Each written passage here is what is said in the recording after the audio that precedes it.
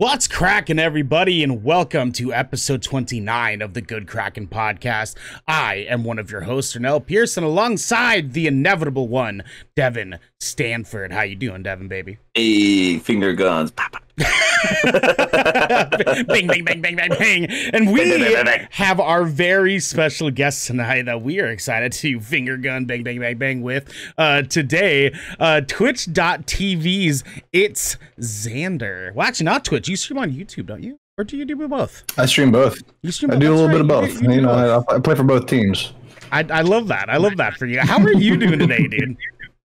I am doing fan-frickin-tastic. The rain is here. It's cooling off. It's been pretty hot. Not nearly as hot as you guys have been experiencing, but it's been pretty damn hot this summer. So I'm glad to have some cooler weather.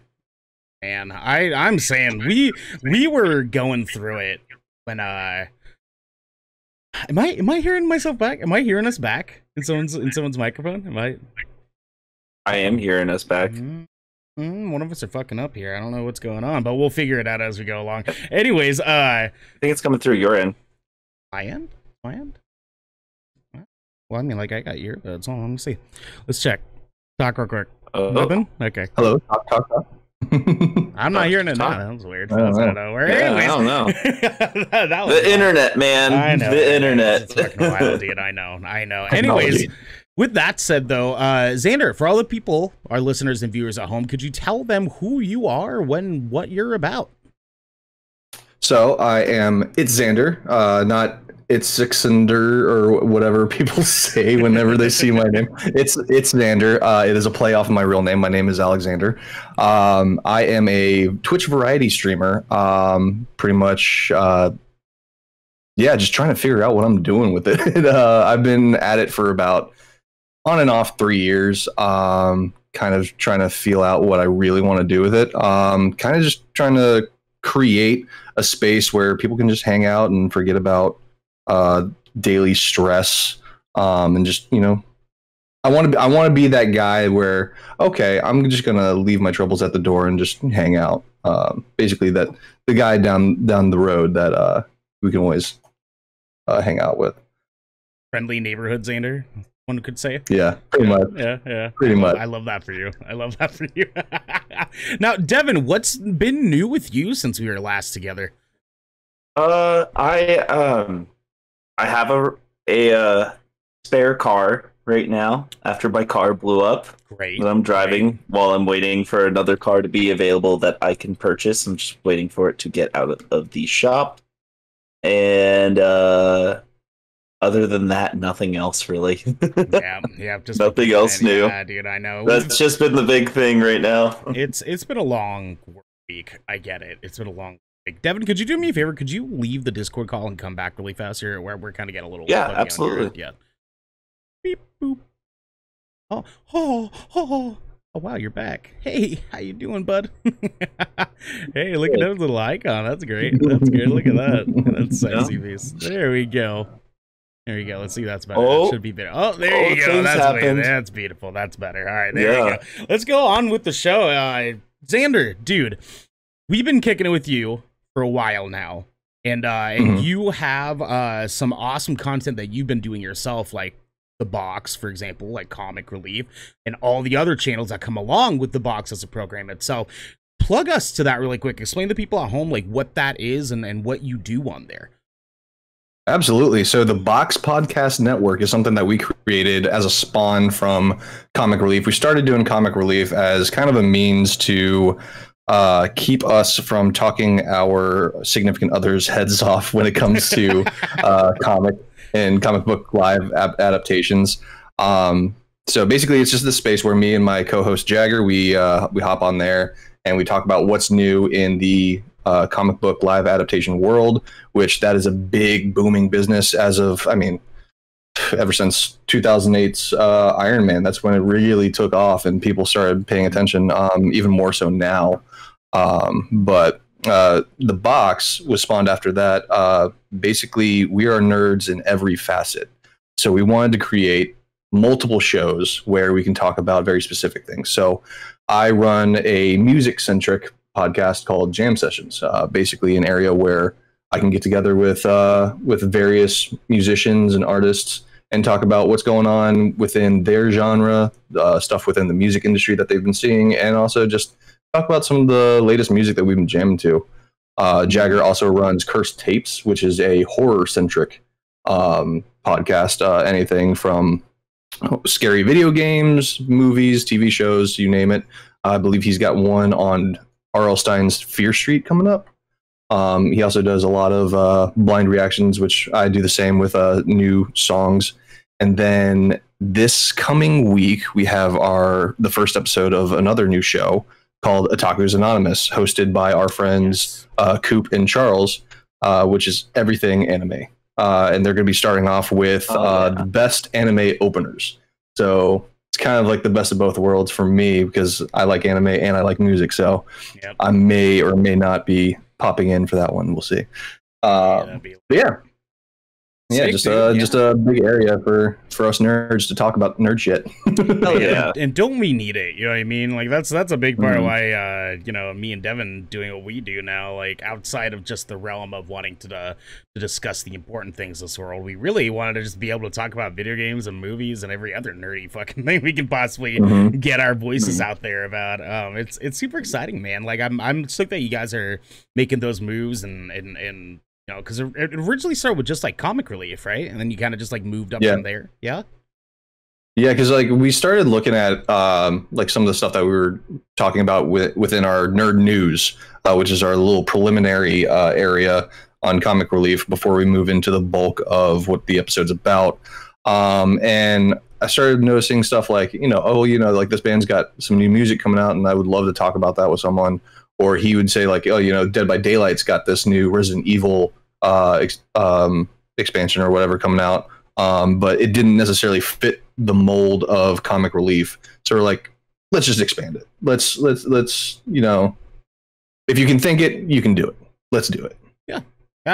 That's right, man. Well, we're excited to fucking see it. But in the meantime, this isn't your podcast. It's our fucking podcast. So we're not talking about the box today. We're talking about Ghost of Tsushima hitting us with more content, Spider-Man getting some new drip, that good old Asian representation, and much, much more. Because this is the Good Kraken Podcast, a show for nerdy, marginalized people giving you the video game and pop media news, reviews, and discussions that you want to hear live every Tuesday at 7 p.m. and Saturday at 1 p.m. If you're watching live, you can submit questions and topics to tinyurl.com/GK submissions to be a part of the show. If you're having a good time so far, you can watch us record the show live and ad free by following and subscribing right here at twitch.tv/goodkrakenshow. If you have Amazon Prime, you also have Twitch Prime, and we would love for you to give that to us or give to the lovely Itsxndr here to help keep us pushing content out for all of you listening and or watching at home. If you've emptied your pockets for the latest and greatest in entertainment, though, that is totally fine. You can catch our episodes on your podcast service of choice at 8 a.m. the next day, but you can also support us by going to our YouTube channel by clicking the link in the About section of our Twitch page and clicking that beautiful bell and big red button, or by subscribing to our podcast channel by searching Good Kraken with an exclamation mark and leaving a review there. Devin, we have a couple little bits here on our planner work for us.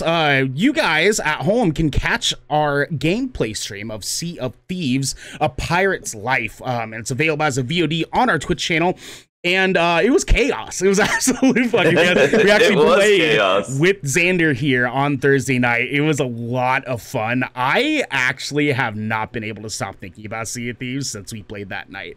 It's been racking my brain. I'm ready to fucking play at all times. I'm hoping to try to get on tonight, so that's gonna be real fucking fun. We also hit 300 listens on our podcast. Hell yeah. Let's go. Let's go. Yeah. The Kraken arms. There you go. Kraken arms. There we go. Yeah, dude, it's been awesome. We are now on episode 29. Hitting 300 listens is, not crazy relative to the wide span of podcasts in general. But a lot of dudes, a lot of podcasts don't even get past episode 10 a lot of times. And us, going in here and doing the fucking thing where we are now, It's been awesome. I'm super hyped to be doing this with you, Devin. I'm super hyped to be having you here on today, Xander. Every other guest that we've had, Raven, Island Style, everyone that we've had, we cannot thank you guys enough. This has been awesome for us. We cannot wait to do even more for you guys. So real quick, we're gonna go through. Oh God, I'm getting notification noises everywhere. It's fucking weird. Anyways, oh Jesus, scaring the shit out of me. I don't know if you guys saw it, but I shared like a TikTok video on Twitter, like maybe an hour before we started, and it was like a video of these two dudes in the kitchen just like cooking and like cleaning and shit. It was saying like your smoke alarm when you're in the kitchen, and then like for a split second it showed them with like basketball clothes, like one of them just cutting across the other guy, and goes squeak, and then it cuts back to them in the kitchen. It's so fucking funny. I died over that. But anyway, speaking of fun noises, Devin, could you give me some Nolan, my dude? Hello, Master Wayne. Oh,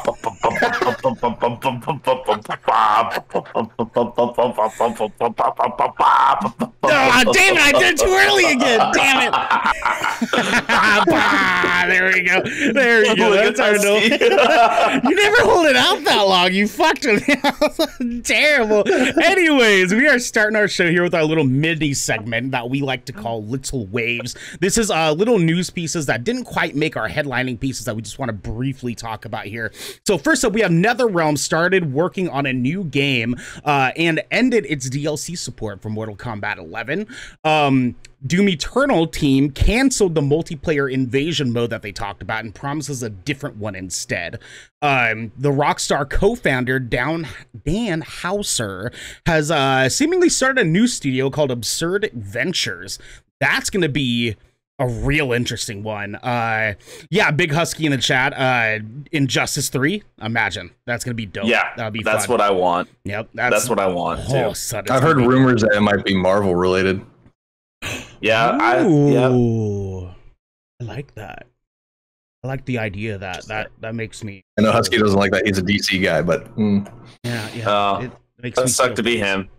Must suck to be him. I fucking love it, dude. EA series revival from Motive, that's EA Motive, is reportedly a Dead Space remake. There's been lots to talk about this. This is probably the most hype one that didn't quite make the headlines, but yeah, Devin, you're gonna speak on it. Do it. Speak on it, King. This is actually my most hype news item of the week because I love Dead Space. Like, this might sound like blasphemy to you, but I like Dead Space more than I like Resident Evil. Oh, same, honestly. Yeah. I haven't beaten every Resident Evil, but I've beaten all 3 of the Dead Spaces, like, happily, with a smile on my fucking face. Even Dead Space 3, the one that, like, gets a lot of hate from people, wild. Mighty Phelps in the chat. It was co-op. Mike, what's up, Mike, baby? Mike. It's Dead Space 3, getting a comeback for that would be sick, regardless of the spiritual successor that's being worked on right now. Us getting Callisto Protocol. Oh man. Yeah. Oh man. And so the thing is, Callisto Protocol is actually like half of that original team that worked on Dead Space 2. Yes. So I mean, like, we're gonna get lots of Dead Space-esque content, so that's gonna be really, really dope. The Aliens TV series won't be about Ellen Ripley at all. Which is, granted, you know, not surprising. I mean, like, there's been some Alien content that has happened since the original Alien movies, like Prometheus, Alien Covenant, that have nothing to do with Ellen Ripley. I'm totally fine with that. Raised by Wolves, yeah. So I'm totally fine with that. I love all the side content that they've been coming out with for the Alien stuff. It's going to be real sick. I love every single bit of it. Microsoft lost $10 million worth of Xbox gift cards in an online scheme. I don't know if you guys heard about this. Oh my God. But a dude who worked for like Microsoft's like engineering department, where he like you have to verify like the gift cards that are being like accessed and like activated and stuff. He was like taking codes and like running codes to his computer so that he could use the money off of the codes. So he was taking $10 million worth of gift card codes and turning them into cash. Trying to, at least, and then got fucking caught. Like, that's a big fat felon. $10 million, boys. $10 million. That is no small fucking feat, dude. Fucking, he was. Guess what? Guess what? What? That's like maybe a week and a half's worth of Game Pass subscribers. yeah, that's fair. Guess what else? That's also like one good meal from like a 5-star restaurant. Anyways, PlayStation Plus free games for this month are A Plague Tale: Innocence on PS5, and Call of Duty Black Ops 4 and WWE 2K Battlegrounds on PS4.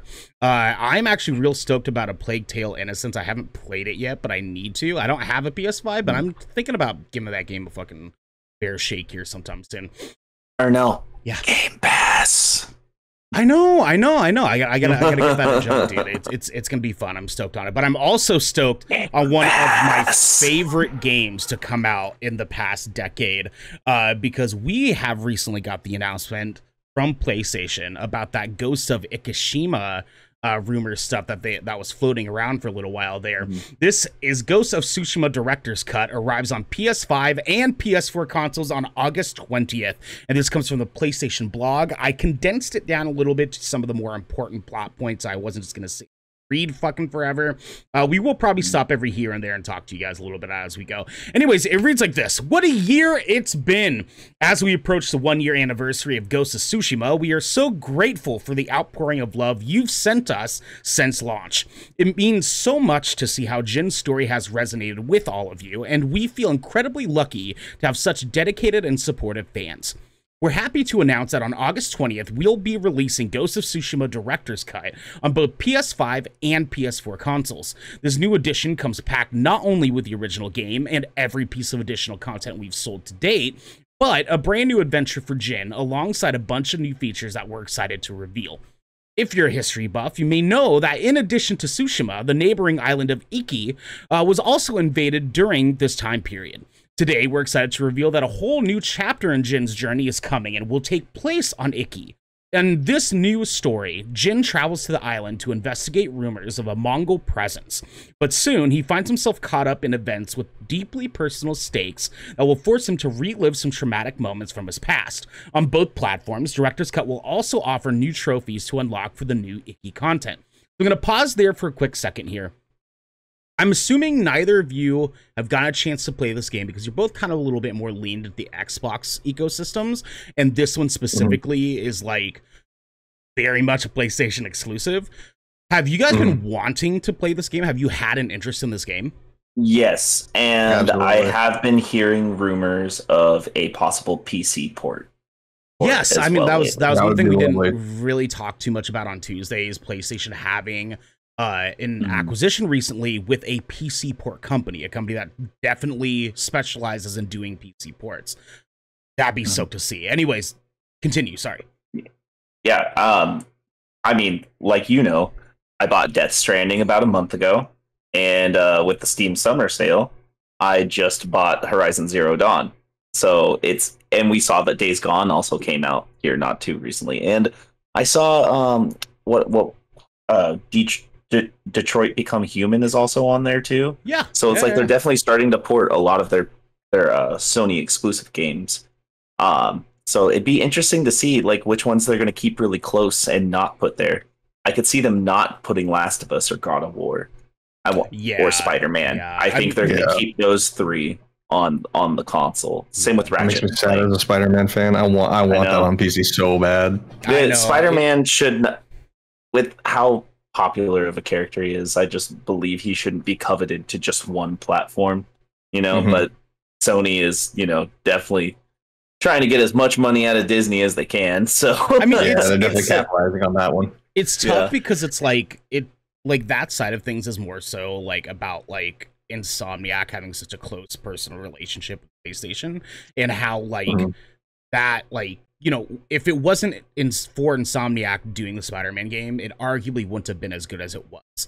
And it's, the crux of the situation. Do we get a really, really good Spider-Man game and just keep it on PlayStation? Or do we have an arguably, not quite as good Spider-Man game and have it available on all platforms? Now, granted, that is, very topical, and a very loose explanation for something that's very, very complex. But Itsxndr, do you also plan on getting Ghost of Tsushima as soon as you possibly can? I don't know if that's like a game that you've been really into. Yeah, so I've seen it and I've heard a lot about its storyline. I've watched a little bit of it on YouTube, trying to follow along, as you know, I am mainly PC and Xbox. But it's one of those things where like I am actually somewhat of a history buff as well. I remember like, for many years, me and my dad just sitting in front of the TV watching the History Channel and shit. So the fact that it's very deeply rooted in factual history is amazing. That's why I loved the Assassin's Creed series. So this is definitely something that I could foresee myself playing if it were ported to PC, but only time will tell.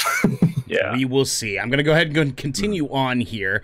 While Director's Cut players on both PS4 and PS5 will be able to experience the Iki Island content, PlayStation 5 players will have access to a few additional new features.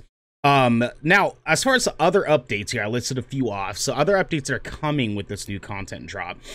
Japanese lip sync. That was a big thing that a lot of people were complaining about, is that the Japanese in the game was not synced up to the mouth movements, because the mouth movements were still moving in English, but the Japanese was not.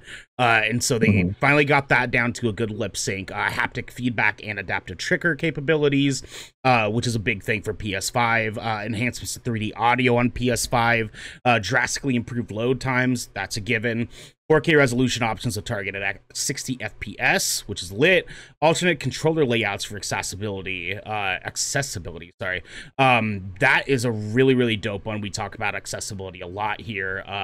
That was a big thing that I noticed in game immediately, was how limited the accessibility was in the game. They did have a lot of options, but it wasn't quite exactly where it needed to be. Lock on during combat is a huge one. So this game's lock-on stuff was not like Dark Souls, where you can just lock onto one person and swing on them. It had no lock-on system.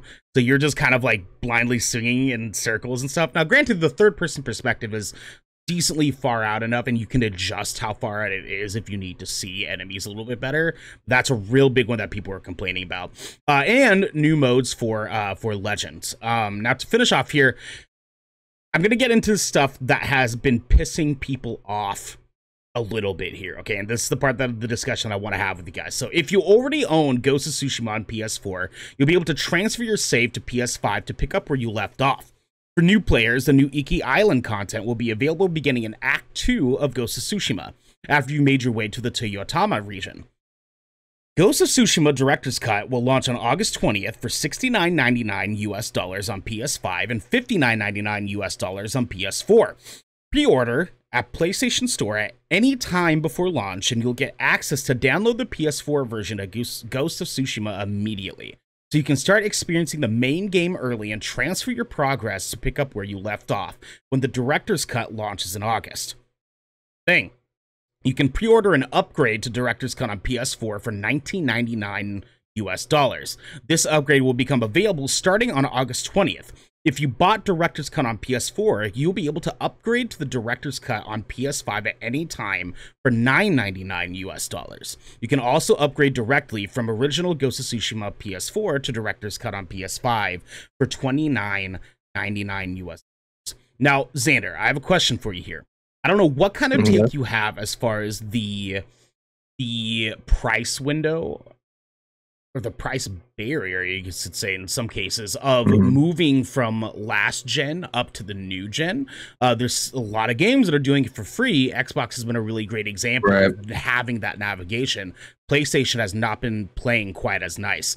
What are your thoughts on this $9.99 gateway from PS4 to PS5 on this? So this kind of showcases why I've always been Team Xbox, to where Xbox has made it a lot more friendly for, upgrades and accessibility to games and stuff like that. Whereas Sony has had, and I apologize in advance if I offend anyone here, but Sony has always had this very elitist mentality with their stuff. Like even back when Xbox was starting to do crossplay with PC and stuff like that. Sony was like, no, we're not going to do that because we believe that the PlayStation is the best place to experience it. No, PC is actually. But anyway, so this kind of shows like they're just still trying to grab all the money they possibly can. I mean, granted, $9.99, it's not like a huge deal, in my opinion. Especially if you're working, you're earning that money, you can shell out $10. But still, I mean, for some people that are just like they have the game, they just want to play it on the new system. They just got a new system. They don't want to have to pay another fucking $10 just to play it. You know? Yeah, that's fair. Devin, where do you sit on this? Honestly, I would just reiterate exactly what Xander said. I have the same mind in that sense, where, for instance, a lot of games that I bought on Xbox One, anything that got an update for Series X, that was a smooth transition. I did not have to pay any extra money for any of it. Doesn't matter if it was Call of Duty, doesn't matter if it was, Mass Effect Legendary Edition, Cyberpunk, any of that. I automatically get that more enhanced version, that 4K, all that stuff, without having to purchase an upgrade. So I think Sony has been going down a path of being more of like a very like capitalistic corporate kind of money hungry company, if you ask me personally, especially with like PS Now is like what, $19.99, and you have to have that on top of your PS Plus subscription in order to like really get the full capabilities of it. So you're looking at almost $35 a month just to have your content. Like, yeah, but nobody's really using PS Now as far as like relative. But still, but that's the reason. That's a big reason why, right? It's because of how expensive it is, and because the product can't really deliver with that high price point. Where you have Game Pass, where for $15 a month, you get Game Pass on PC, you get Game Pass on console, you get cloud gaming on tablets and phones and Chromebooks and stuff. Yep. And you get your Xbox Live. That's like a $50 a month value in PlayStation's eyes. You know what I'm saying? Mm-hmm. Yeah. So that's why I gravitate more towards this console and PC, is because they communicate so much better with each other. Like, I can play Final Fantasy 15 on my Xbox, and then I can play Final Fantasy 15 on my PC, and it'll transfer the save back and forth. The cloud just works that way. And Sony has been very hesitant to do that and cooperate and work with, the community in that sense. It's very cliquey. It's very much, this is our club, and you have to have this very particular thing to be a part of our club. If you have anything else, you're not a part of it. Besides the couple games that they did kind of finally put out in a while, they didn't really promote it. They put no like actual marketing behind it, really. It's just like, oh, this game's out, here you go. You know what I mean? They're like, I guess we'll put it out here. For sure, for sure. Now, as the designated PlayStation guy for GK here, I have to be the devil's advocate. I gotta defend them here a little bit. In my thought process, like, I definitely agree, like, where you guys are coming from on this. Absolutely 100%. In my like in my frame of mind, the way I perceive it is like, they obviously, as a company that a lot of people give their money to, they can kind of call whatever shots that they want to call, which is fair, totally fucking fine. In this case, like, I don't feel like it's too much of a big ask to look at $30 for a variety of new content for a game that a lot of people really loved and were asking for more content. And even though the upgrade is $9.99 and then the additional content is, $19.99, you're looking at about $30 for what you would have paid for that DLC content anyways.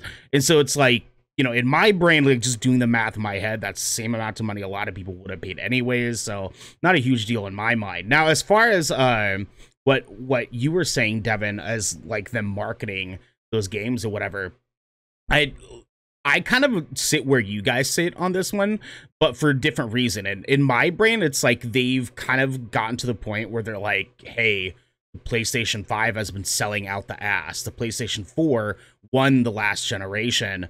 We don't really need to market shit. Like, we can just put out a game and people are going to fucking buy that game. And now, obviously, like I said, I agree with you guys where you guys are coming from here. So that seems absurd and very, like, fake big dick move in my head, because right now they're about to lose the next gen battle. Like this next 8 to 10 years, they're about to fucking lose, because Game Pass is such an incredible deal for gaming. PlayStation has to fucking figure it out. They really did. I know me and Devin have this talk a lot, but like, if PlayStation doesn't get their shit sorted out, they're gonna fucking flop this gen, and they're gonna be riding on the waves of the next Last of Us game, the next God of War game, the next Horizon game, and just praying that that works out for them, and that's gonna fucking suck. Devin, could you take our next story for me? Yeah, absolutely. And this one has me very, very excited, because you know how much I love Spider-Man. You know how much I love Doctor Strange. Let's go. So, dude, Spider-Man No Way Home toys feature a black suit Spidey, Doctor Strange, and J. Jonah Jameson. So this comes straight from Matt Elfring? Effeling? Is that how? It looks kind of hard. I'm very sorry, Matt. But anyways, this is over at Matt at GameSpot. I'm gonna say your last name is Elden Ring right now. Elden Ring, Matt Elden Ring, let's go! Only the greatest Matt game of the Elden next Ring, generation, dude. I Let's apologize go. in advance, but I hope you're okay with it. So toys for the upcoming movie Spider-Man No Way Home are now available for pre-order. And if we know anything, it's that these toys will give us some idea what to expect in the movie. Back in 2017, a Lego set for Spider-Man Homecoming let us know the Shocker and Damage Control would be part of the film. Here's what we can figure out from the newly revealed No Way Home toys. First, there are numerous figures for Spider-Man in a black and gold suit. We've seen this used a couple times in the past. The most recent was the Spider-Man video game for PS4, where Peter Parker made a suit made from the same material as Dr. Octavius's tentacles in order to fight him. The other time we've seen a black and gold suit in the comics was when Spider-Man wore the Spider-Man MK2 costume. Parker designed this suit after he lost his Spidey sense in order to give him a leg up in battle. Neither of these suits look identical to the one on the new toy, which you can see below. Also, it doesn't look anything like the symbiote Spider-Man suit. In case you saw a black suit Spidey and thought we were getting Venom in the MCU, it will be available exclusively at Target. But this is not available for pre-order yet. There is another new Spidey suit on display for the Funko Pops, and it's the Spider-Man integrated suit. It's the red, blue, and gold suit with some sort of Doctor Strange mysticism incorporated into it. Additionally, there's a Doctor Strange Funko Pop as well, and he's holding a shovel. He's dropping bodies, apparently, and putting them 6 feet under, you know what I'm saying? Yep. Multiverse what? Burying your ass. Let's go. Yeah. So, we ask, why is he holding the shovel? We have no clue, really, except for he's dropping bodies because Benedict Cumberbatch is bad. I mean, I got some ideas. Yep. You know, we should talk about that. Oh, we will. Yep. You can check these out above as well. You can pre-order the new Funko Pops at Target, including an exclusive Jumbo Pop.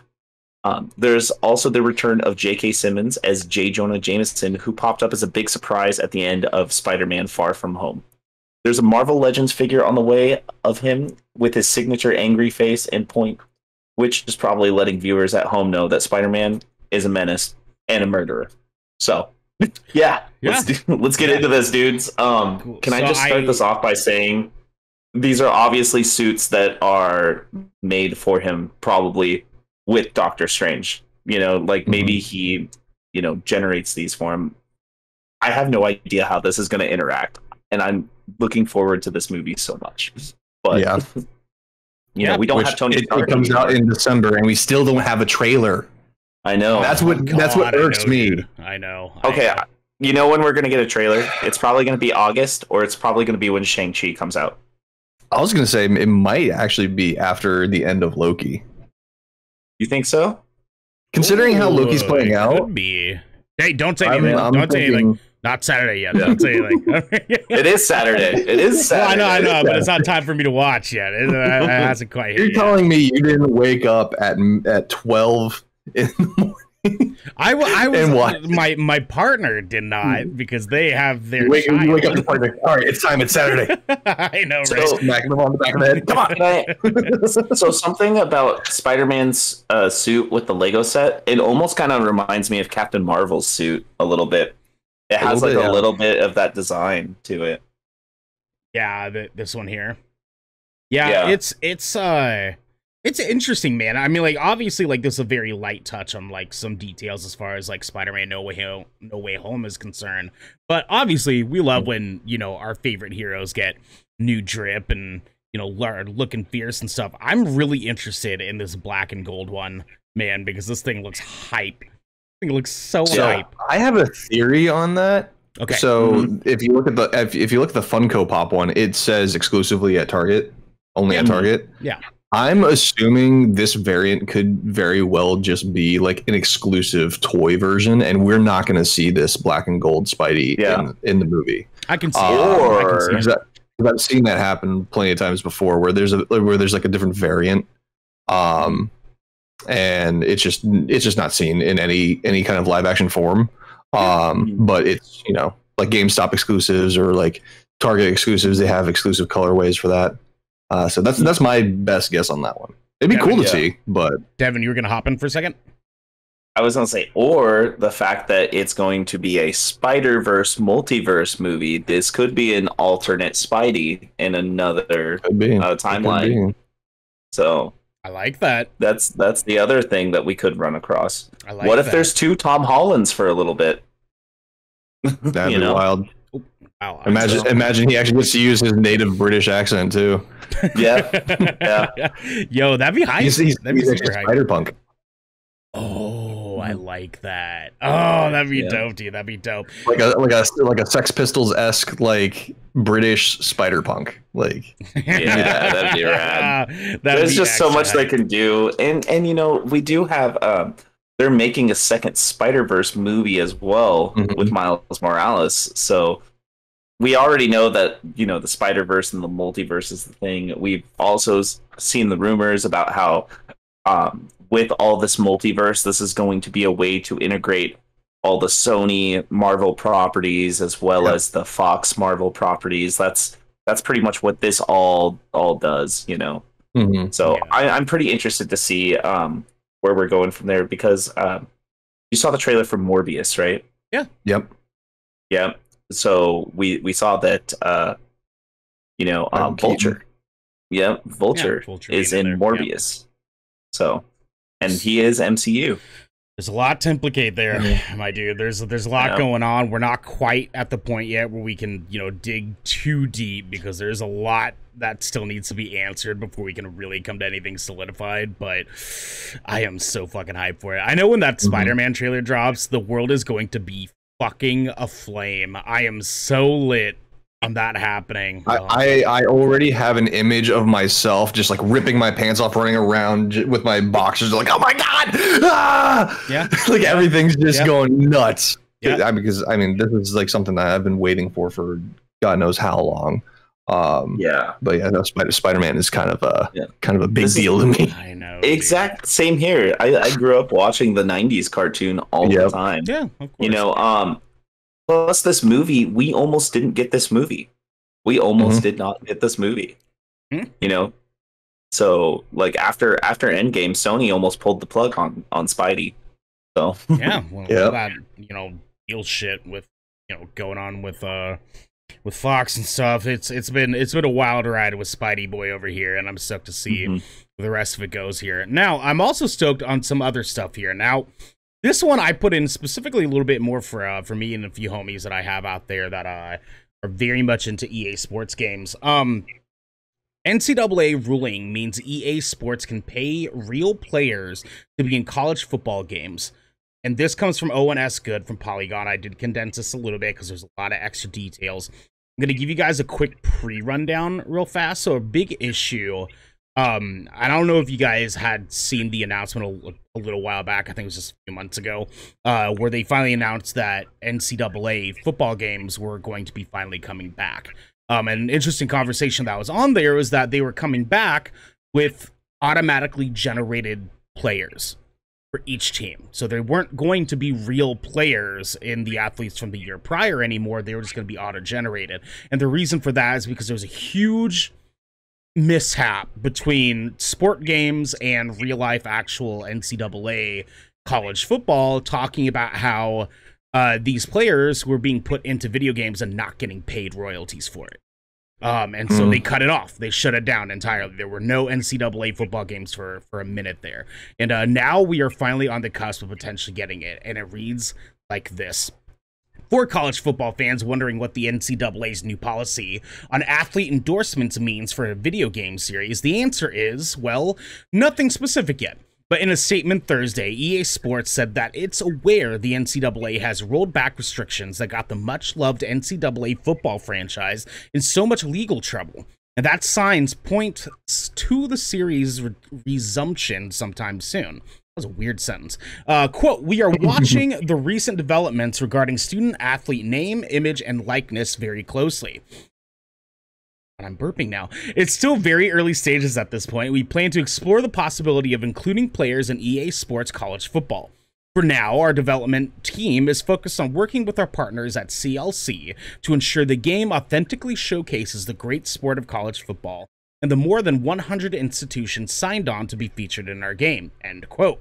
EA Sports is referring to the interim policy taking effect on July 1st that permits college athletes to make money from endorsements and sponsorships while remaining eligible. Previously, the total ban on any college athlete making money from the use of their name, image, and likeness is why EA developers, over the 20-year history of the original NCAA football series, based the roster on real-world players but removed their names prior to shipping the finished version.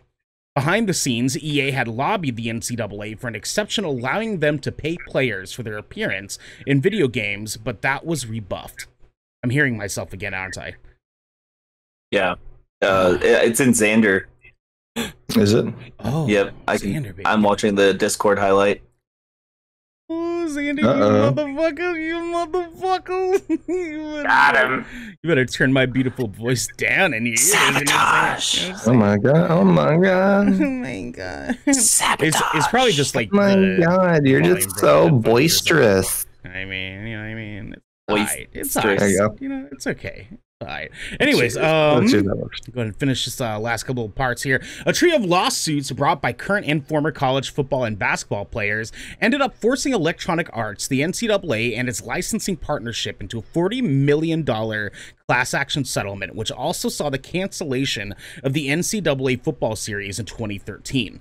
The first roadblock to the existence of the kind of college football video game that fans remember and love has been removed.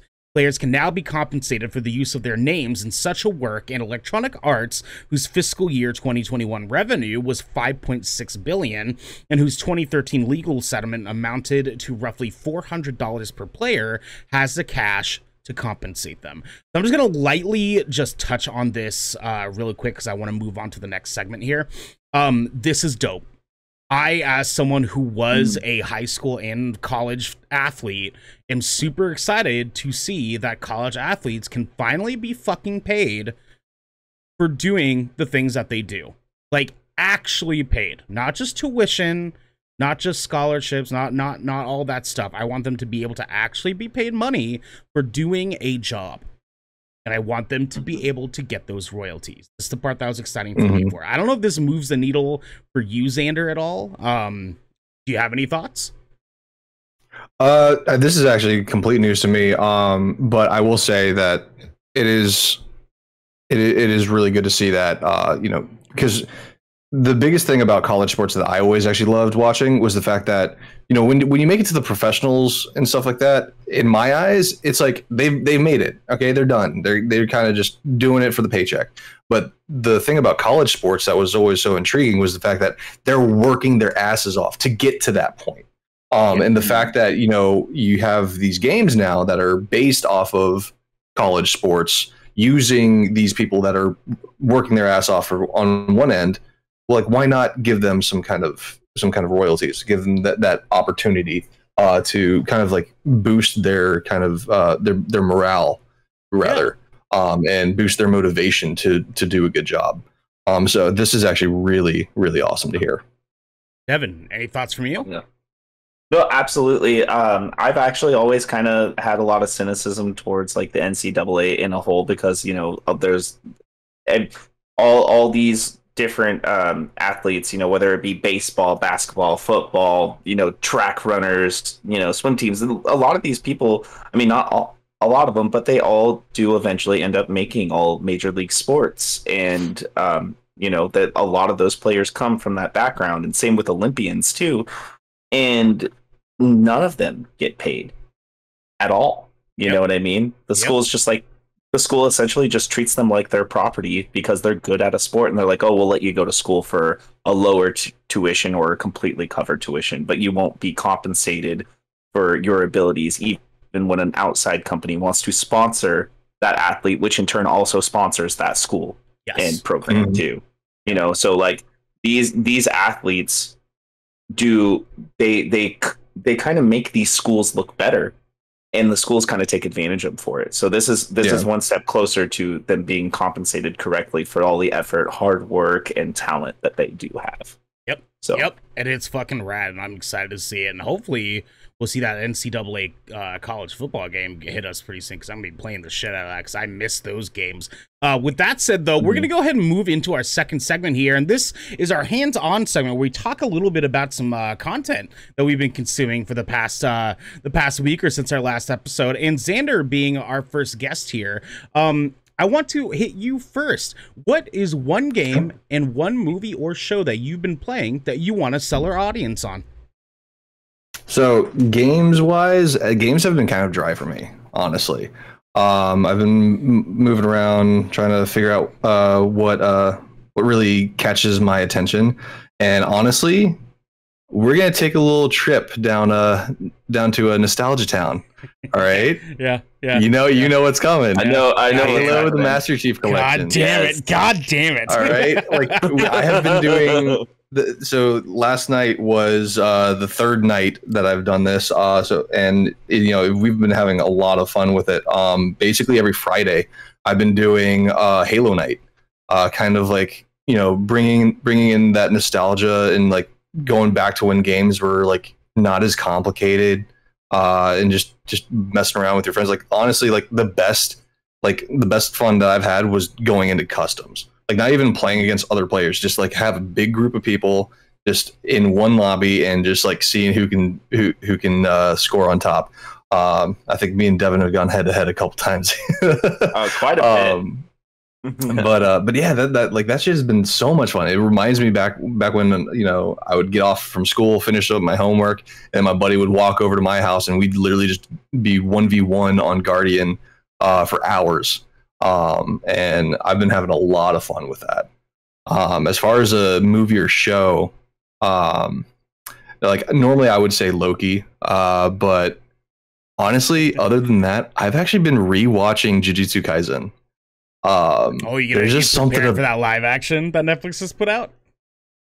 Dude, I didn't even hear about that. Oh my god, I'm scared now. Was it Jujutsu Kaisen? No, I think it's Rurouni Kenshin is what I'm thinking of. Never mind. Okay. Scratch that.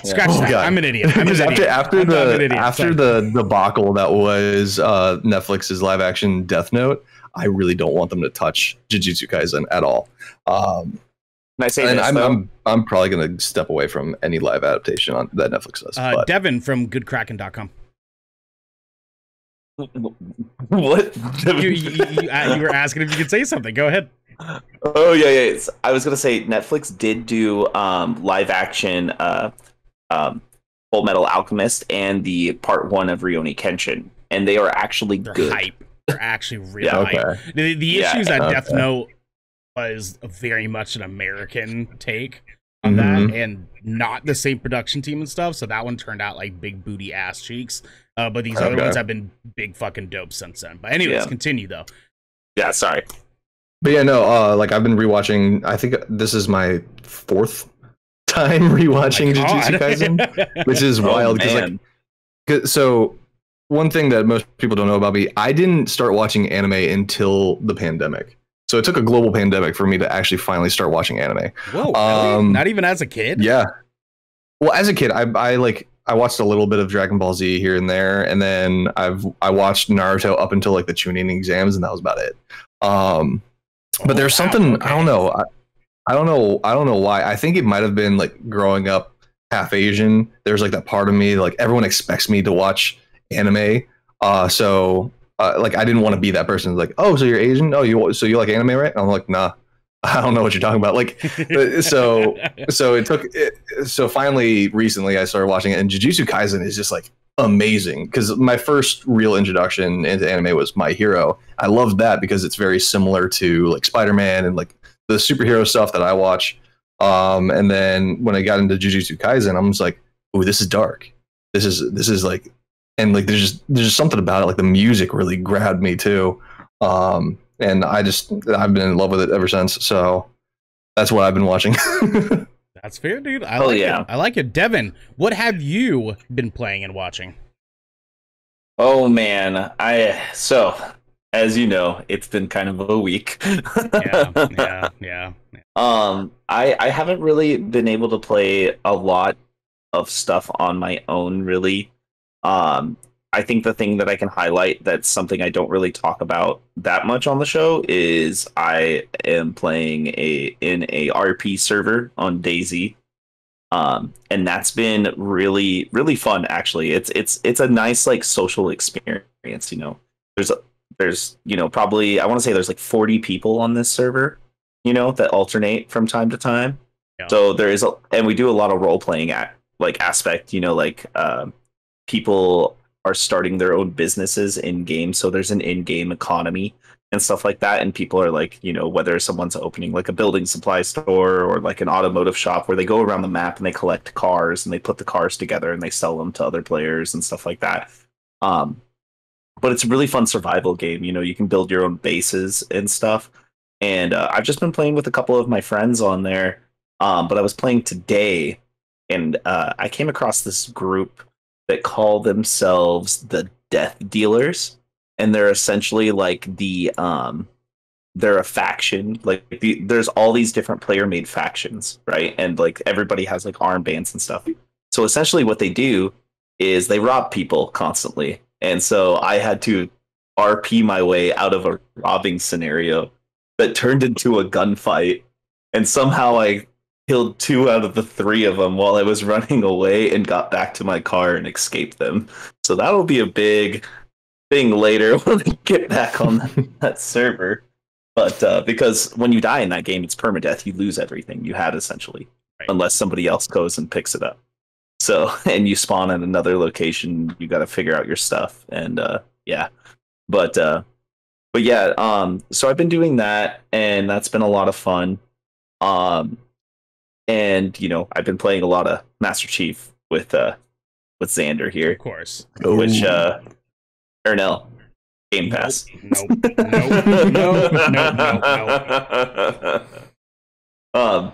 But as for watching, I have continued my Harry Potter marathon with my partner.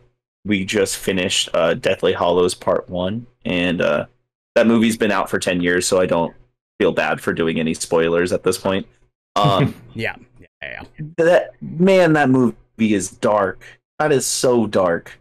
There is some sad stuff that happens. I didn't read Deathly Hallows, and when I was younger, when it came out, I was kind of in a more of a thing like I'm just going to play Final Fantasy games and Elder Scrolls all the time instead of read a book. You know what I'm saying? Yeah. And you know, the ending of that movie is very sad when we lose Dobby. You know, it's such a beautiful place to be with friends. You know what I'm saying? Yeah. So I don't know why I can't. I guess I lost it in the move, but I actually have like my hardcore or hardcover copies of Harry Potter on my bookshelf here. But no, I remember it actually. Harry Potter actually started for me. My dad would actually read them to me just before bed. So Harry Potter sits very hard. Yeah. I go ahead, Devin. Oh, go ahead. No, it's your section. You go ahead. You go ahead. I was just gonna say I remember my teacher reading us the first 2 books when I was in second and third grade. Lots of schools banned that book when I was when they first came out for me. Nope, they didn't for us. I remember hearing about that. Yeah, my teacher was able to read us the books, and so I Sorcerer's Stone and Chamber of Secrets, where I heard those books from my teacher, and we did a bunch of Harry Potter like event stuff that year in school. It was pretty cool. And then I also ended up getting Prisoner of Azkaban and Goblet of Fire, Sorcerer's Stone, and Chamber of Secrets all hardcover. Those are the only books I have. Prisoner of Azkaban, that's my favorite one. Prisoner of Azkaban. Yep. Yeah. Bill Butt Chugga Four Loco. Oh man. Yeah, dude. What I was gonna say earlier is like, when these books came out, I was more into eyelash. I would think that's funny. I'm so fucking stupid. I'm sorry. Prisoner of Azkaban. I'm so funny. Fuck off, dude. Fuck off. Anyways, so crazy. Yeah, I know. No, Harry Potter came out when I was in like really, really young, like beginnings of primary school. And so like I remember my friends reading it, but by the time that I like had any real interest for it, I was already stuck on Lord of the Rings. So it was like, I was telling Devin this, I think earlier this week or last week, I didn't get into Harry Potter really until about like 4 or 5 years ago. If not, kind of sooner, I think maybe 3 years ago. Anyways, I was going down the line. I eventually decided, I need to give these stories a fair shake. So I would read the book, watch the movie, read the next book, watch the next movie. And it was a really interesting experience where I was like, yo, I'm actually really, really enjoying this. And then all the J.K. Rowling shit happened. And that broke my fucking heart.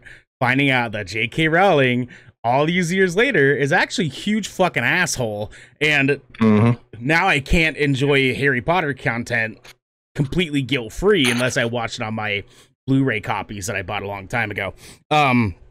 Because I like movies. I like bought them and never fucking watched them, but I really enjoyed them. I enjoy them, and I'm glad that Devin now, because Devin was telling me that he hadn't watched the last movie, and is now about to tonight.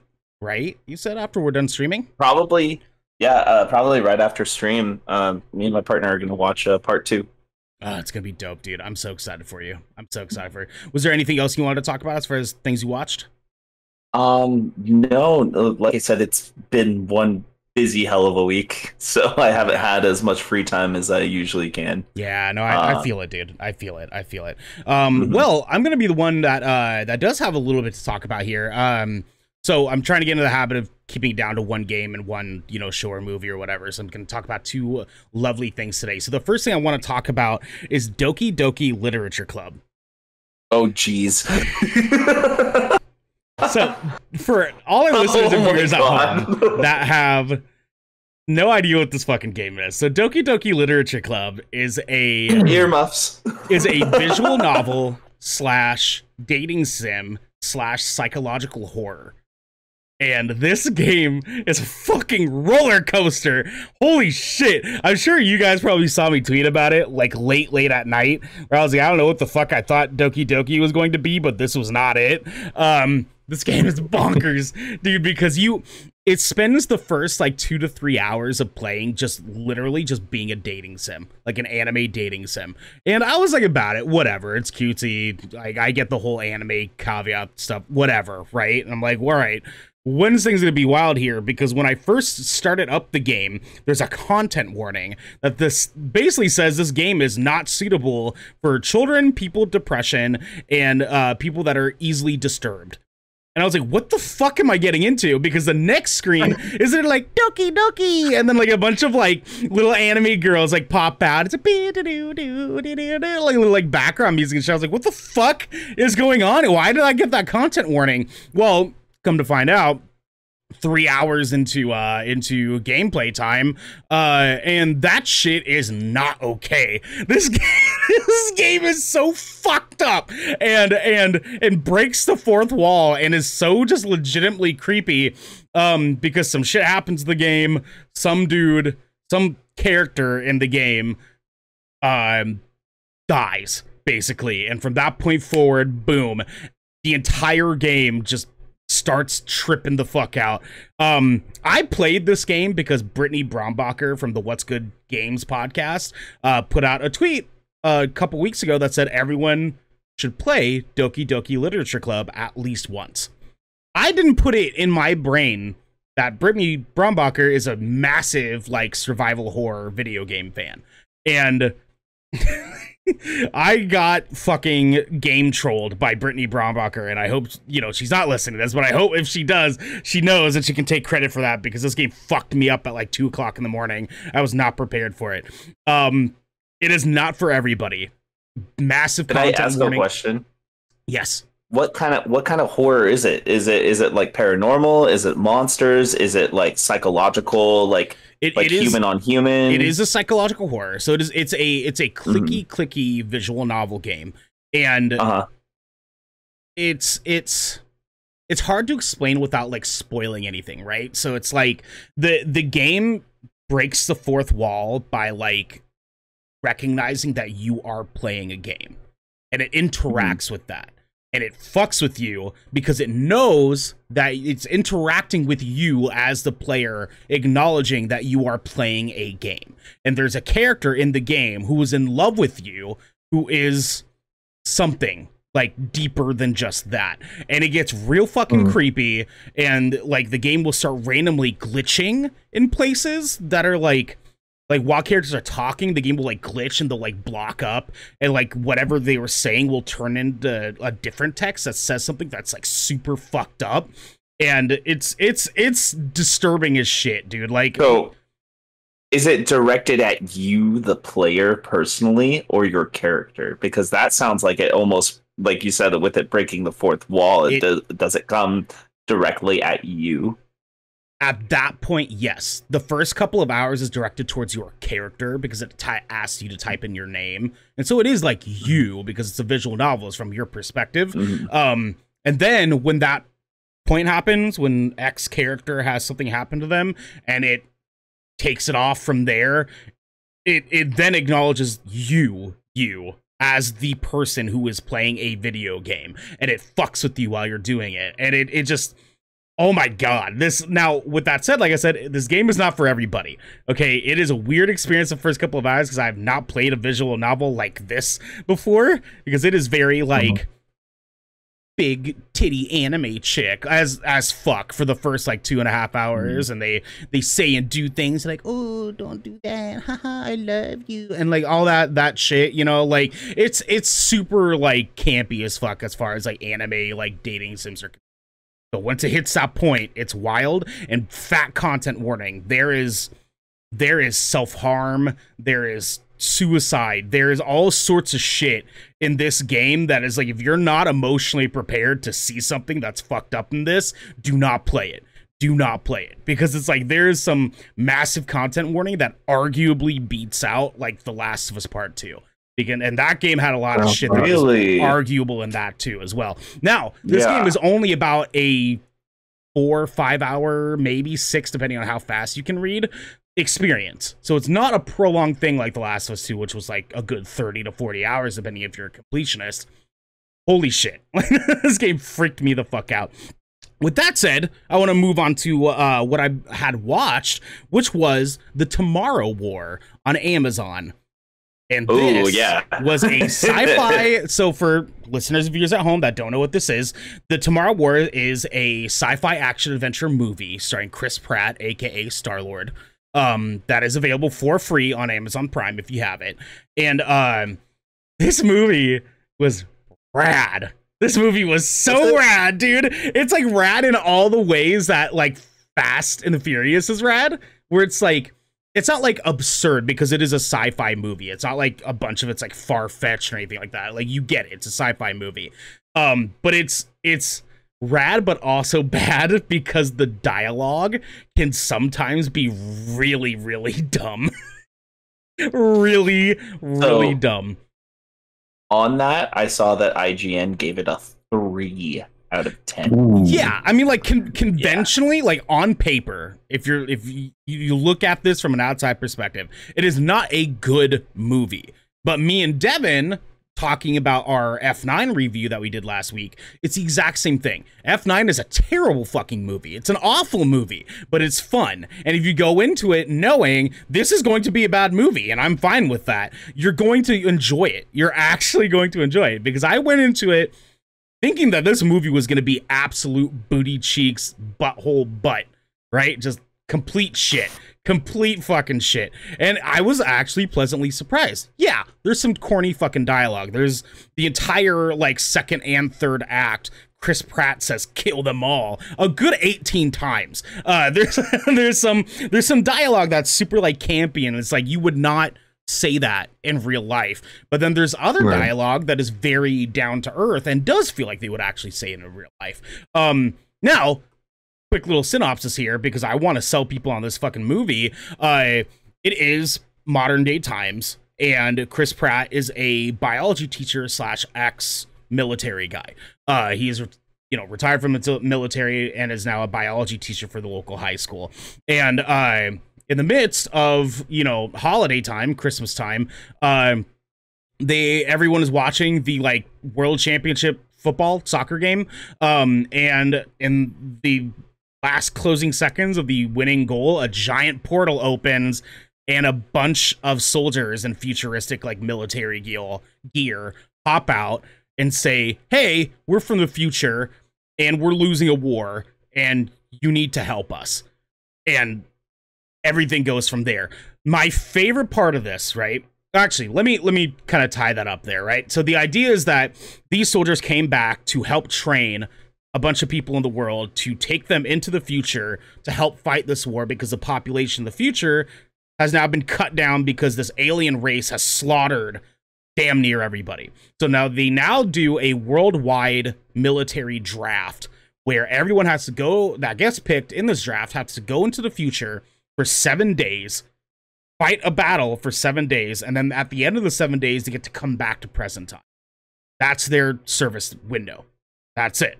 And so this story is about Chris Pratt getting picked for the draft and getting sent to the future very last minute before any of their basic training is finished, because the one single research lab is being attacked by the aliens that they call the white spikes. I mentioned this part because this is my favorite part of the movie. The white spikes in this, the alien race, the creature design on these things is, one, sick as shit looking. Two, don't look it up, Devin, because it's kind of a, like, they build up for it to be like a reveal. I don't want you to spoil it for yourself. Anyways, they look fucking sick. Two, they're fucking horrifying. They're horrifying. The way that they utilize these don't you? I see you trying to spoil yourself, Devin, you motherfucker. These things are fucking terrifying, dude. Like, the way that they treat them in this movie, like the way that they use them as the antagonists of this film is nutty. These things are it's like 28 Days Later levels of horrifying. Where it's like, really? It's not even just like, oh, they're scary because they look scary. It's scary because, like, they will fucking chase you at top speed and you can't get away. Like, their body is like bulletproof to an extent. Like, it's wild, dude. It's that level of, like, I would not survive this, and if this was the case, I would just kneel. Just take me to your queen. Like, whatever, you take my money, you can have it. It's wild. I highly suggest everyone give this movie a shot. Like I said, temper your expectations, because temper your expectations, because this movie is not like a critical darling or anything like that. It is not a good movie by any means, but it is fun, it's adventurous, and Chris Pratt has some pretty funny stuff. The guy, actually J.K. Simmons, J. Jonah Jameson, is in this movie. If that helps at all. The absolute queen of a human being, Yvonne Strahovski, is in this. Oh, yes. She's fine. She actually fine. Yes. I was a huge fan of Chuck up until the last season. Yep. Yeah, Chuck was good. Chuck was good. Lord. She fine as all in this movie. Actually, that's another detail, too. They just have a lot of attractive human beings in this movie. Between, like, Chris Pratt, like, 3 other side characters, like, her, J.K. Simmons is good looking for an old guy. He's got, like, a full-on beard in this. He looks great. Like, it's the amount of good-looking people in this movie is a little absurd. But Devin, you were gonna ask something? No, I wasn't. Oh, sick. I thought you were going to say something for a second. Anyways, yes, highly suggest everyone go watch that. With that said, I want you to also stick around and watch our third segment here, because now we're going to talk a little bit about our wonderful guest, Itsxndr. Yes, it's so exciting, dude. I'm so stoked. So, Itsxndr, we have essentially, we use this segment to interview you, our guests, and ask a little bit about who you are, you know, what your history is, your perceptions and stuff. And a big part of having you on, we were actually planning on having you on next week. Today was going to be Mermaid Royal, but unfortunately they had some stuff going on that couldn't keep them onto the show for today, which is totally fine. We're going to reschedule with Mermaid Royal. It's going to be great. Itsxndr, though, we have you on, and we're stoked to have you on. We were planning on having you on because you are an AAPI creator. As you mentioned earlier, you're half Asian. And that is a big thing for us. We absolutely were about highlighting the marginalized voices here. That's what we do. We're actually going to ask you some interview questions here. And I want to start out with asking you a really tame one here. What reasons did you have for wanting to go from the music industry into content creation? And like, I know that like, we've known you, we've been homies now for a little while now. And we know that you did music before. What was your gas pedal as far as moving into something new for you? So at the core of it all, I've always been a very creative mind. So one thing that a lot of people don't know about me, coming into my stream and stuff like that, is I am actually also an active duty member of the United States Coast Guard. Thank you for your service. That was never, thank you. That was never my initial like goal. Growing up with a military father, I was like, military is the last thing for me, but obviously you play the cards you're dealt, and it was kind of like the best option for me. And it's been great to me. But ultimately my end goal is something creative. Obviously, we've talked before. I did music. I was in a couple bands prior to joining the Coast Guard. And then when I did join, I felt a little bit stifled in the creative realm. I didn't really have any outlets. So I dabbled with helping some earlier Twitch streamers with their overlays and stuff like that, doing the graphic design stuff. And then it kind of just led into, hey, why don't I just try this out myself? Like, I'm making these overlays. Why don't I make one for myself and give this a try? Because I had gotten to a point where I had accumulated the right equipment to do so. So I kind of just dabbled into that, and I just had a blast, just because I figured, I'm going to be playing games on my off time anyway. Why not just go ahead? I had this kind of mindset, this mantra rather, which I actually credit Under Oath for this one, because they actually had a song titled this, but it really just kind of lit a fire under my butt. But it has to start somewhere. No matter what you do in life, it has to start somewhere. So why don't you start it? And so that was kind of what got me on the train of content creation. Yeah. Oh yeah. Dude, hell yeah. Dope. That's dope, man. Especially that Under Oath take. I like that. Yeah, I heard that guitar riff in my head right after. Yeah, I saw Devin do it. I was like,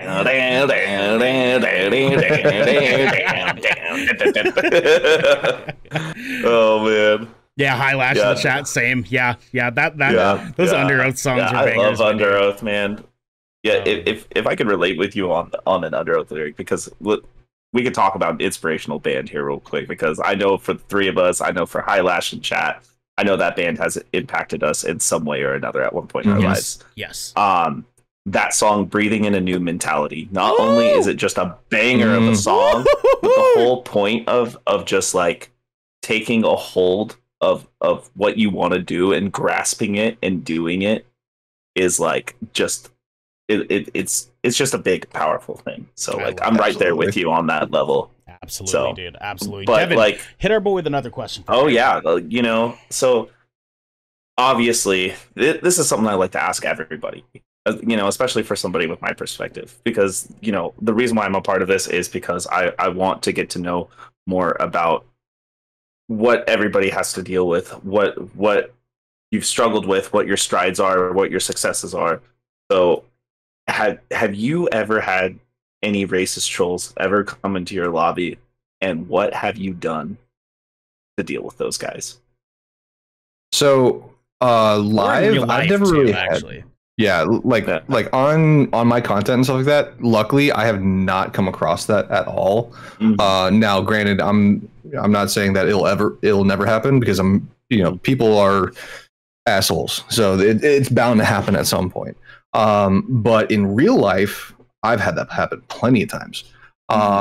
So something as kind of, in a sense, it's kind of tame. The whole, so are you Asian or Chinese? I'm sorry, what? I've gotten that. I've gotten I will say it right now. I've gotten the tiny penis comment a lot, especially from other guys. Well, when I played like lacrosse and stuff like that, where the locker talk and stuff like that, and they're like, "Oh, so what's it like? What's it like working with the tiny penis?" I'm like, "The fuck?" Like, and it's kind of been one of those things where, whenever I was met with it, I'm like, I got so much shit going on, like at home or like anything else I'm dealing with. I don't need this. So the way I always dealt with it was like, I just looked at them. I literally said, "What's going on in your life?" Because clearly something is going on with them to give them some reason to poke fun at me. They're not happy with something in their life, so they're trying to kind of fill a void, or kind of just get the blame off of them, or just get that kind of feeling off of them by making fun of someone else. I'm a firm believer in the fact that anyone who has anything negative to say is just redirecting. Yeah, that's fair. So at a very early age, I pretty much chalked it up to, you're just a piece of shit that doesn't know how to regulate their emotions, so they're coming off on me. I just don't even pay attention to it. Yeah, that's rad, dude. I'm glad that you have that mindset. I mean, like, for a lot of us, it takes a really long time to learn how to navigate those waters, because it can be very daunting at first. I too had always gotten, the small dick jokes and locker rooms and with friends and shit, and then getting all sorts of Asian slurs and shit, and really corny bad ones, and I was like, that's as creative as you can get. Like, anyways, I get it, dude, and I'm glad that you have that mindset, because it's like, it takes some of us a really long time to get to the point where we can come into it with a shield up rather than a sword out, and it's it takes some getting used to, especially like now that we're like adults. It's quite a bit easier to really like figure out, like, fuck yourself, you know what I mean? But when you're like a kid trying to like learn how to like really come into your own and own what you are, especially in our ages, like, because we've talked about this before, but it's like our generations, when we were younger, saying very racist, fucked up things was far more acceptable than it is now, and we can all attest for that. There's been some really stupid shit that people have slung our way, even things that we said as fucking kids that are very just not okay. It's very, very fucking not okay. And I'm glad that you've learned how to build that wall to really just kind of like set that boundary for yourself. Like, even when I was younger though, like and even sometimes nowadays, but like I've always been kind of like negative towards myself in a way. So in a way that was kind of like my fuel, to where I was like, there's nothing anyone can say to me that I either haven't said myself or have said worse about myself. So if anyone's going to make me feel down, it's going to be myself, not some jackass that has a stick up his ass. So I commend you on that a lot too, because like me myself, not as much now, but definitely when I was younger, like maybe even just a few years ago, I get highly defensive. So like if I was like hypothetically in your shoes, dealing with things like that, it would take a lot for me to try and remain calm personally. So like I do commend you on being able to control that situation for yourself, you know, and not let that like get to you the way that it really could be. Because I mean, you know, those people are being assholes. The shit's fucking rude and disrespectful. That kind of stuff irks me. You know, when I see something like that happen to one of my friends or even somebody I'm just acquainted with, like I feel like that fire. You know what I mean? I'm just like I just want to go up to bat, but it's sometimes it's, you know, everybody else already did it. You know what I mean? So yeah, my thing that I have on this is gonna be kind of the last thing I want to, you know, touch on for this before we move on to the last question or the next question. It for me, it's like in my brain, I can't even comprehend racism. I can't comprehend like race hate at like the lightest levels, because it's like, for me, it's like it takes an extremely unintelligent human being to be racist, because racism is just not smart. It's not like looking at it from top down on paper, racism is just kind of extremely dumb. Like, like just an unintelligent way of thinking, because it's like, oh, you're worse than I am because you have brown skin. And it's like, okay, first off, let's go down the list here of how that doesn't make any fucking sense, you know? And so it's like, whenever I like have ever run into like race hate, like towards me, whether it's someone that I know or don't know, I'm just like, that's really the best you have? That's as far as your like intellect takes you, is to make fun of like the color of my skin? That's as far as you can fucking get, because I've got a million other things that you can make fun of. I have fat face tattoos, I'm overweight, like there's a million other things you can fucking make fun of me for, but it's the color of my skin. And then at that point I'm just kind of like tell me something I don't fucking know, you know what I mean? Like great, I'm half Asian, great, I'm an islander, like is there anything else you have in this world that you can actually have any commentary on? It's just so dumb to me. It just like, it's like talking to like a squirrel. Like they have the IQ of a fucking squirrel, and it doesn't make any fucking sense in my brain. Like I just like, why do you exist? How are you still alive? Do you not look both ways for you cross the street? I don't understand. Like, why are you still? Darwinism should have taken care of you a long time ago. You know, it just well, you know, on that note, quite literally the best response is just like, you're a fucking idiot. Yeah, that's it. So, stupid ass. on that note, like a lot of those same people who talk to people like that, you know, that you guys have had to deal with, are the same kind of people who thinks the virus and the vaccines are a hoax, and maybe Darwinism will come into effect for you. Hey, like I said, it takes an extremely unintelligent human being to be racist, because they're just looking at something that's so just like surface level. No, you know. All things intended. It just doesn't make any fucking sense in my brain. Now, with that said, though, to kind of move on and like segue into the next question, there's also a lot of stuff that we see in like companies in the world that we do that also is just extremely unintelligent. We see it all the fucking time, especially moving out of Pride Month. Now we're already seeing companies like, I saw some like meme the other night that's talking about like it was like 4 people like staring at each other with like a sweaty face, and it was like all these like big companies looking at each other to see who takes their like rainbow picture down first.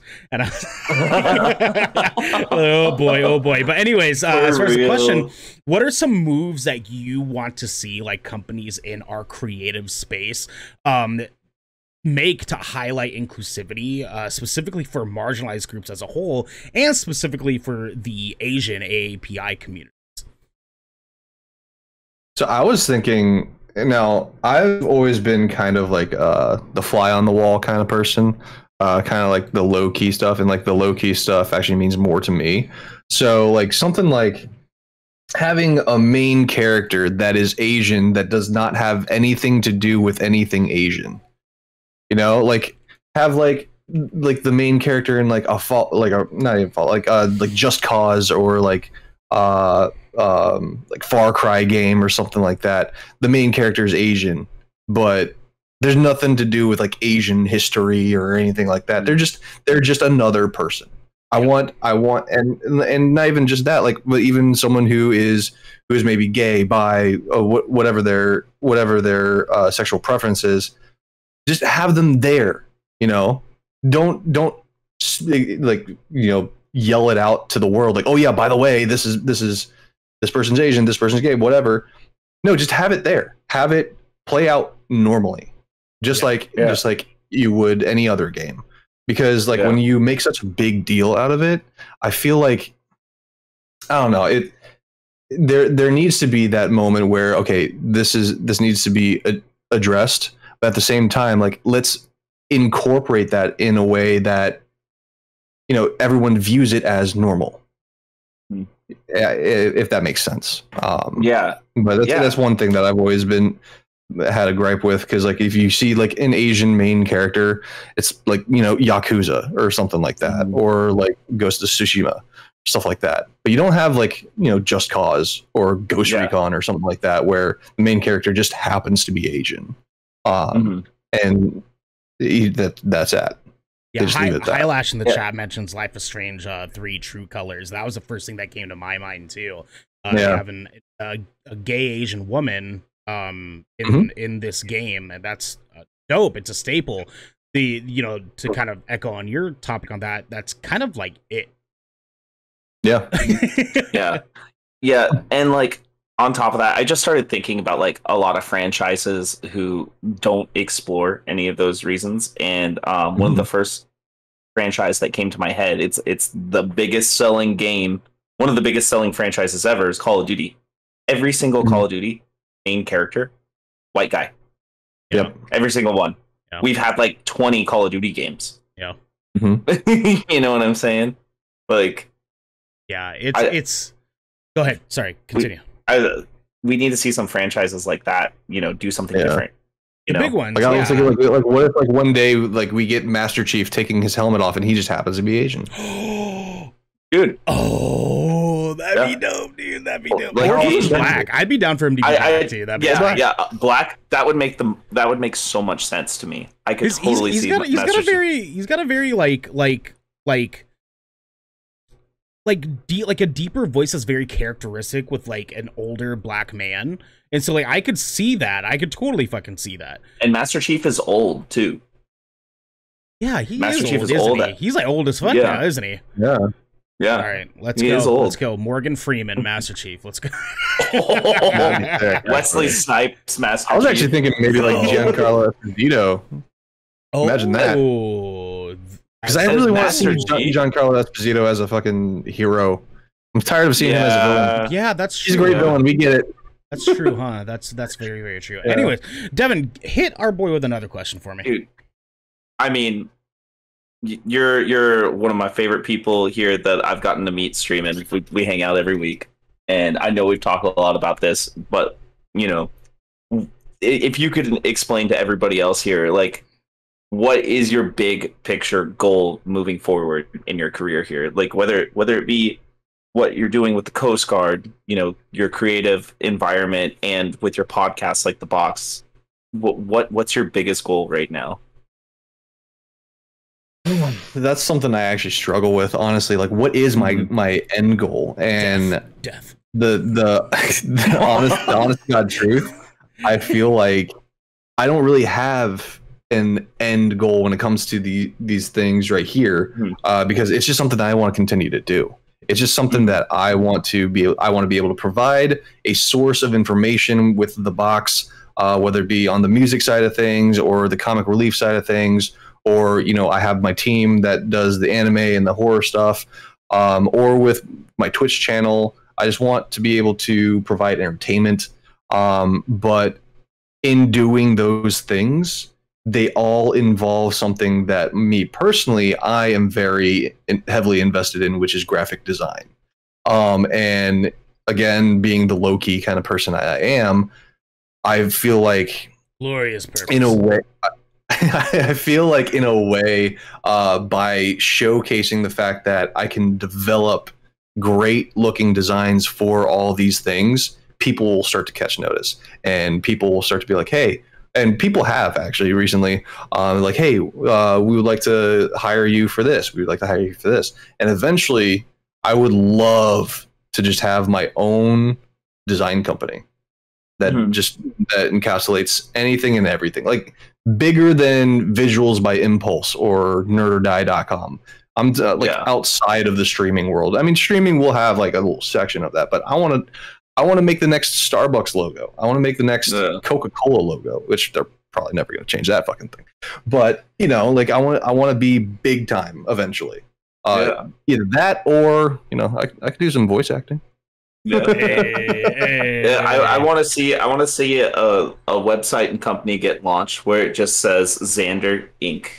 And it's just a graphic design company, you know. It's all Gucci style where the Itsxndr like kind of double space spread out and then the ink super close at the end. There's a very specific kerning to the letters. Yeah, you got this premium website laid out with this premium artwork. And then I'm gonna sell shirts with like with Itsxndr and a red rectangle and sell them for like $700. Oh my god! Nice. And make sure you sell booty hats too that just say Itsxndr just right there. Yeah. Dude, honestly, a 4-letter branding, like you could do so much with that. You really could. Yeah, you're gonna start one that's got like your new Itsxndr bag. You know? Oh yeah, dude. Yeah, you have to start one that's like primarily like Old English print. It's called ZZ, ZZ. You know. Anyways. And then you got to put it on top of stuff. Yeah, just the ZZ on top. Put a bunch of holes in it and sell it for $70. Trying to hold back the laughter from the dad joke that Devin just said. Yeah, I know. I hate it so much. He's like me on Comic Relief with Jagger, always trying to make my co-host facepalm. It's funny. The eyelash got it.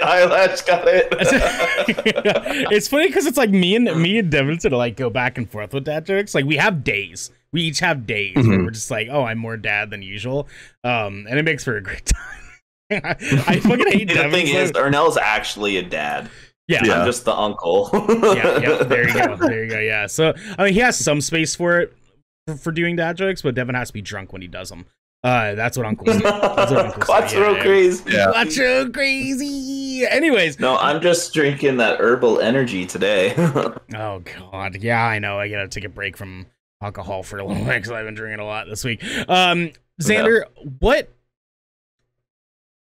sort of pretense here? So Devin is a part of the show because he's an ally, quote unquote. I have some weirdness about that term and generally speaking, but Devin is here because he wants to be the best human being that he can possibly be, while also enjoying talking about video games and pop media and stuff. But Devin, being half Indigenous American and half white, wants to be the best human being he possibly can be as far as supporting marginalized peoples and supporting different groups and learning what it means to be partially marginalized himself too. What is some advice that you would give to someone like Devin who is just trying to learn how to best support the AAPI community and AAPI creators and so on and so forth? What is the best piece of advice you can give for people wanting to be an ally? Well, it kind of goes back to what we mentioned with racism. Don't be an idiot. Don't be a fucking idiot. Yeah, just don't be an idiot. All right.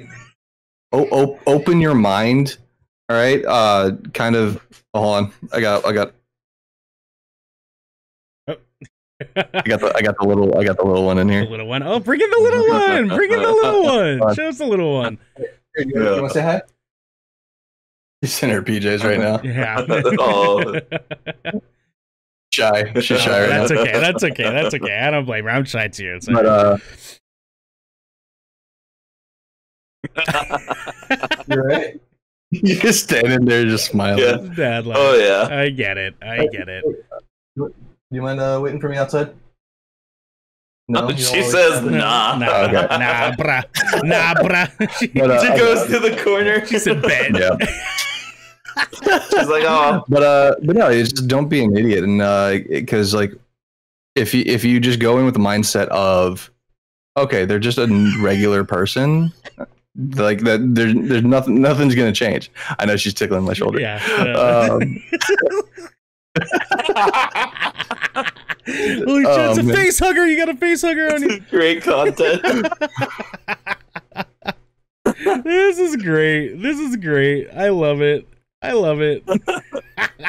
It's like, are we there yet? Yeah, are you done yet? I'm hungry. I'm in my PJs. Needs her bowl of Cookie Crisp. Anyways, continue though. Sorry. Yeah. Oh no, I mean, I'd probably just leave it at that. Getting more involved, learn the culture, educate yourself, because we may be Asian, but we're all different types.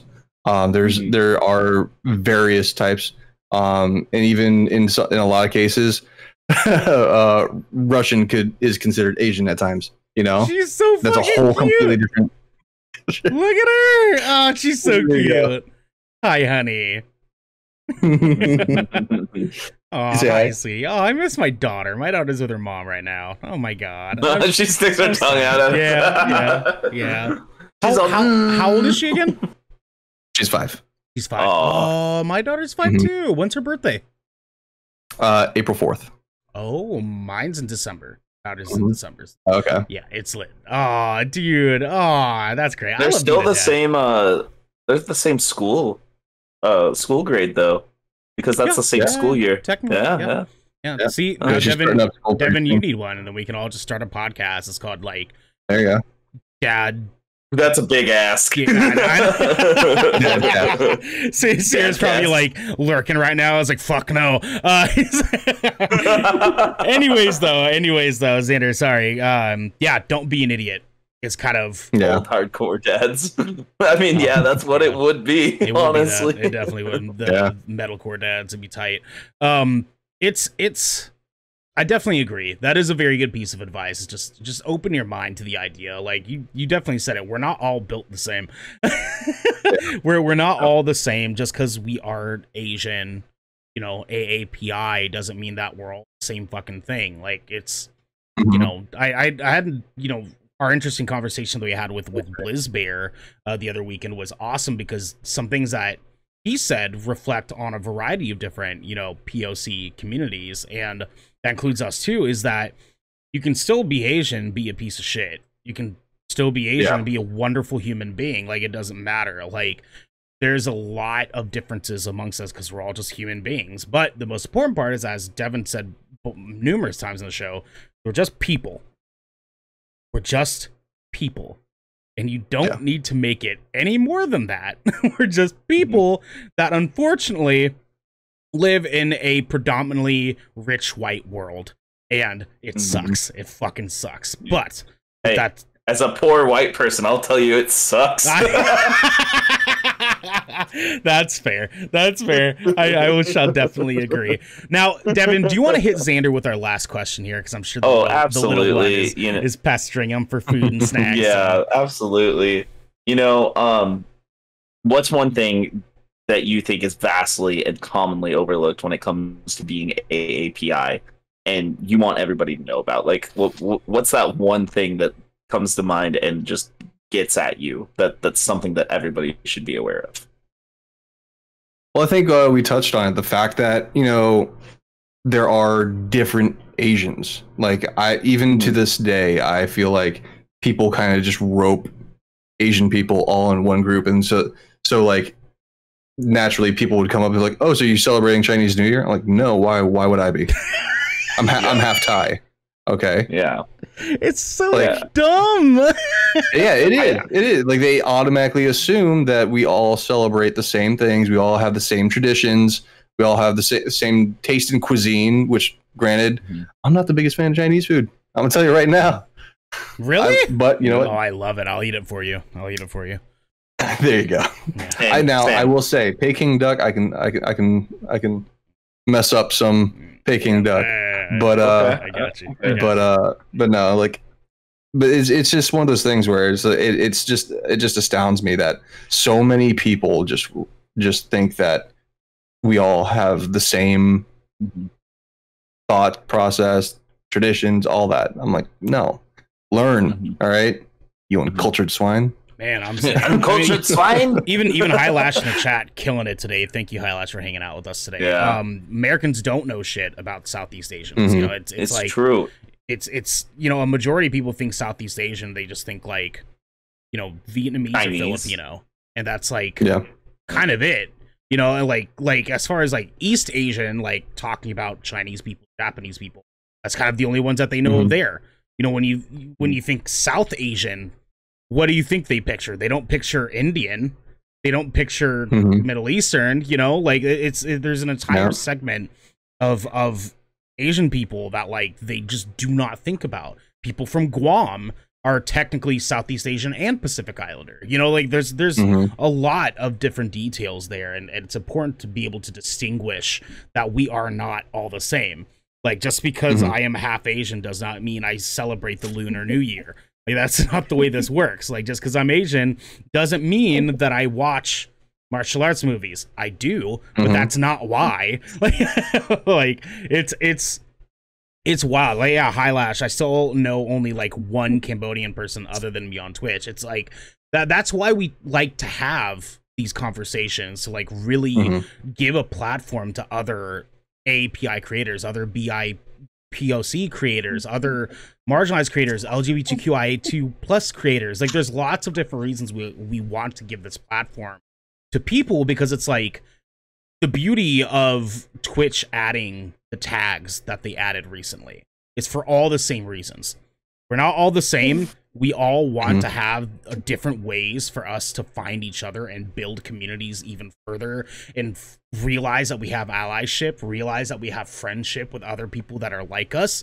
That's why you and I connect so well, Xander, because we're both Asian. So it's like we're both half Asian. So that works for us. You know, like we can click on that level. Screw Devin, you know what I mean? Yeah, no, fuck me, right?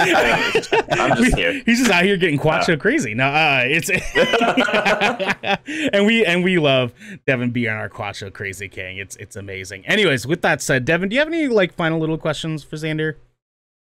You know, I don't have any other questions really outside of that, because, you know, like I said earlier, we've gotten to know each other pretty well, you know, and just to highlight like your answers to that last one, especially like from my perspective, anytime that I see somebody like comment on an you know, an Asian topic, most of the time they only think of Chinese or Japanese. Like, even outside of like Filipino, Thai, Korean, like you hardly ever hear them. Like, they see something like cartoon, anything that could be relatable to culture, whether it be, you know, lettering, alphabet, design, they immediately just say Chinese and Japanese. And I think that is something that does need to be, you know, dived into, you know, because there's hundreds and hundreds of different, you know, Asian descents and cultures that people need to develop themselves in, you know, whether, you know, it be people, backgrounds, languages, cultures, traditions, you know, all of that. They're all vastly different, you know. So but yeah, I just wanted to reiterate on that, that I see a lot of that happen as well. Yeah, you know? and you're 100% correct. Like, people, you hear the word Asian, and there's so many people that just think either Jackie Chan or kanji that they saw on some cool like thing that they experienced. Yeah. You know, and that's like that's as far as they're limited to. And then like Chinese restaurants or sushi, you know, like like, I love Panda Express. Oh, Jesus Christ. Oh, that one. I mean, like, I do enjoy Panda Express, but it's like, but you know exactly what I'm talking about. Yeah, it's disappointing as shit. It's disappointing as shit. With that said, though, what's not disappointing here is Xander. Xander, baby, do you have any plugs, any things you want to drop on us before we slide on out of here? Sure. You can find me on twitch.tv/ITSXNDR. That's Itsxndr, not it's X Doctor or whatever people say. And you can find me tonight at 9 p.m. Eastern time. I'm going to be opening up with some try not to laugh challenges. Send me your funniest TikTok videos and try and make me laugh. Like I said, I'm moving away from video games for a little bit because the video game area is kind of dry. So we're gonna start off with that and then maybe move on to maybe some Apex or Valorant. But it's open to the entire community. You guys can post your TikToks as long as it's nothing too inappropriate. And another little adage to that is if you do make me laugh, I have to drink. All right. Boy, I'm gonna tear you up later. Yeah, I like it, dude. I like it. Our boy Josh in the chat. Josh Hood Ramsey's in the chat. Mr. Ramsey. We love you. Anyways, This has been rad, and thank you, Xander. We appreciate you coming in clutch and hanging out. Thank you for having me. It's been rad. And with that said, this has been the Good Kraken Podcast, a show for nerdy, marginalized peoples, giving you the video game and pop media news, reviews, and discussions that you wanted to hear live every Tuesday at 7 p.m. and Saturday at 1 p.m. right here on twitch.tv/GoodKrakenShow. If you enjoyed the show, you can support us by subscribing below, going to our YouTube channel by clicking the link in the About section of our Twitch channel, and clicking that bell and big red button, or by subscribing to our podcast channel by searching Good Kraken with an exclamation mark and leaving a review there. But until next time, be good to each other and don't be an idiot.